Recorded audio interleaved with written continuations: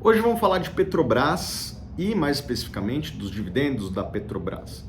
No ano passado, a Petrobras chegou a pagar 70% de dividend yield sobre o preço do começo do ano passado. Deve ter sido um dos maiores yields que eu já vi na vida. Não lembro de algo parecido, né? A relação entre o que ela distribuiu e o preço do começo do ano, 70%. Muito alto. Foi, inclusive, um dos maiores dividendos do mundo. Né? Poucas empresas no planeta pagaram tanto dividendo em números, mesmo em bilhões de dólares, quanto a Petrobras. Mas a dúvida é, esse dividendo é sustentável?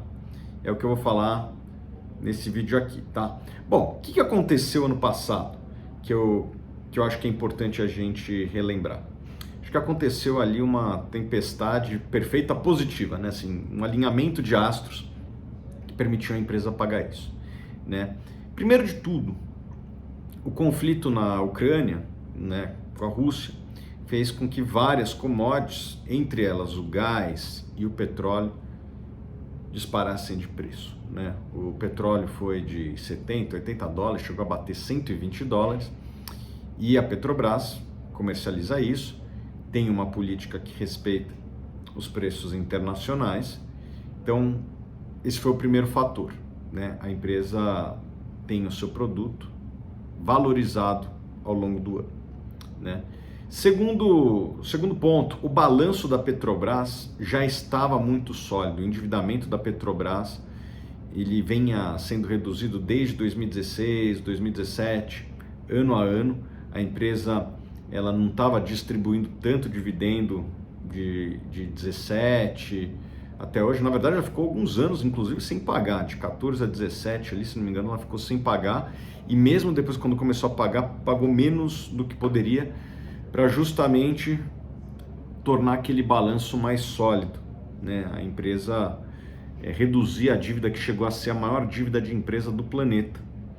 Então, a empresa vinha reduzindo e entra no começo de 2022 com um balanço limpo, com um endividamento muito baixo, e ainda deu a sorte do preço do petróleo subir, e com isso a empresa conseguiu ter um caixa enorme e distribuir esse caixa para os seus cotistas, uma vez que não existem grandes projetos, ou não existiam grandes projetos de investimento no Brasil. Né? A empresa pôde pagar para os seus acionistas, entre eles o governo federal, um dividendo homérico. Né? Bom, isso foi 2022. O que a gente pode esperar para 2023? Bom, para responder essa pergunta eu preciso endereçar 3 pontos. Primeiro, o preço do petróleo. O preço do petróleo no mercado internacional até subiu aí nos últimos dias, né? Mas ele vinha em queda desde o início do conflito com a Ucrânia, que chegou a 120 dólares o preço do petróleo. Ele vinha caindo ali para uma casa de 70 dólares, agora está na casa dos 80 e poucos dólares ali o preço do Brent, que é o preço do mercado internacional, o qual a Petrobras se baseia. Então, provavelmente o preço médio do petróleo esse ano tende a ser menor que do ano passado, né? Por quê? Porque o ano passado teve aquela estilingada de preços que fez com que o preço médio do ano ficasse num patamar muito acima do atual, próximo ali dos 100 dólares, coisa que a gente está longe. Hoje em dia, eu acho que as cadeias produtivas já se organizaram.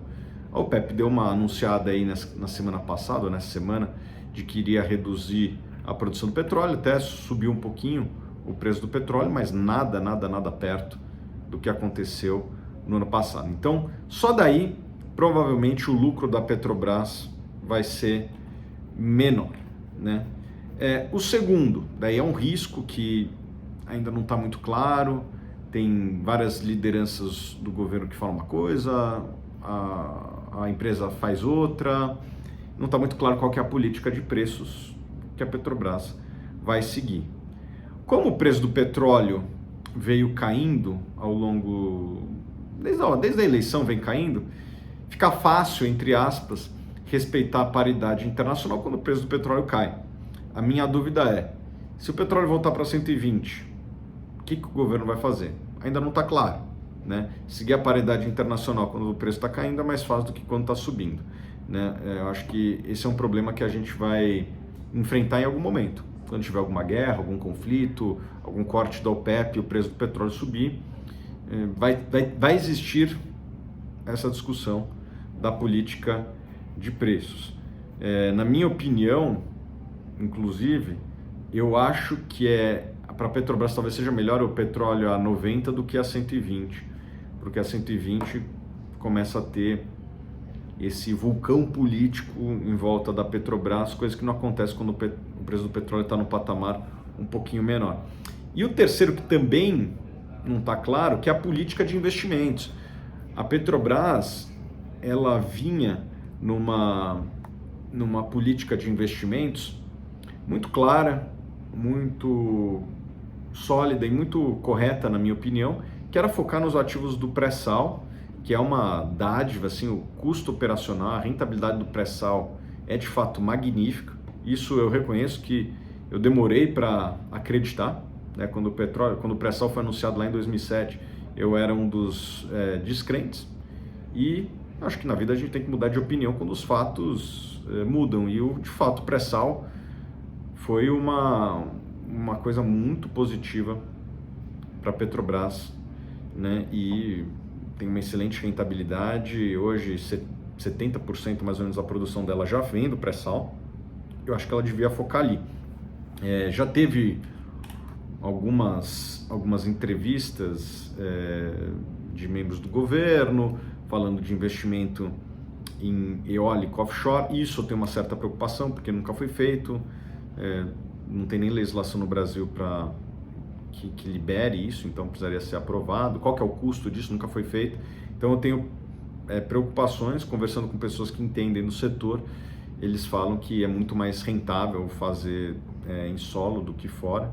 Não é à toa que a iniciativa privada foca muito mais em fazer eólica em terra firme, né? Os custos operacionais e de desenvolvimento do projeto são bem menores, né? Não compensam fazer em alto mar, né? Os países que fazem alto mar geralmente não têm os mesmos índices de volume de ventos que tem em terra firme, né? No mar geralmente é mais forte do que em terra firme. Para esses países, principalmente aqueles do norte da Europa, faz sentido. Para nós, conversando com os especialistas, eles falam que não faz o menor sentido. Eu conversei com vários especialistas, né?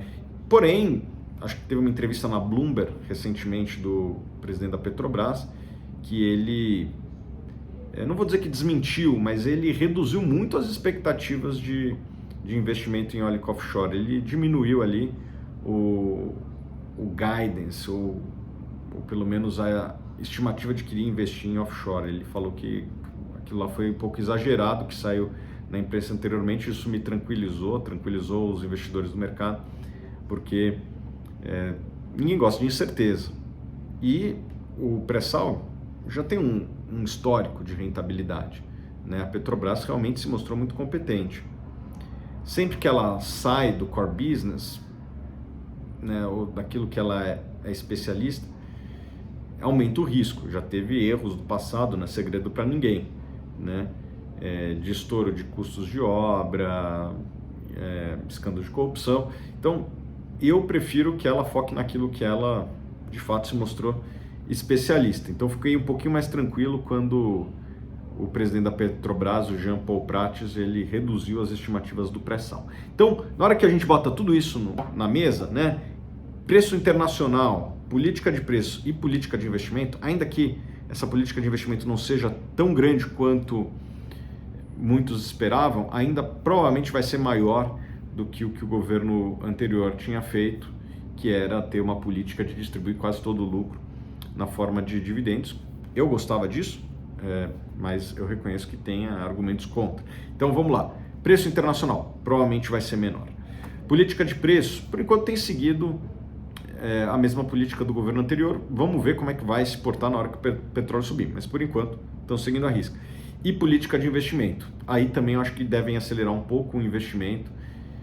Ainda não tem nada público, mas esses têm sido os discursos que vêm dessa nova gestão, de ampliar um pouco, pelo menos, os investimentos em relação ao que era, né, que era um investimento basicamente em repor a produção, não era de expandir muito o tamanho da empresa, né? Então, na hora que a gente bota esses três fatores na mesa, a tendência é que os dividendos não se repitam. Assim, se eu fosse apostar alto, eu diria que é praticamente impossível repetir o dividendo do ano anterior. Isso não significa que não pode ser um dividendo muito bom, né? Os analistas do mercado estão trabalhando aí com um lucro de mais ou menos R$ 9 por ação, a gente trabalha com entre 8 e 9 reais, depende um pouco do preço do petróleo.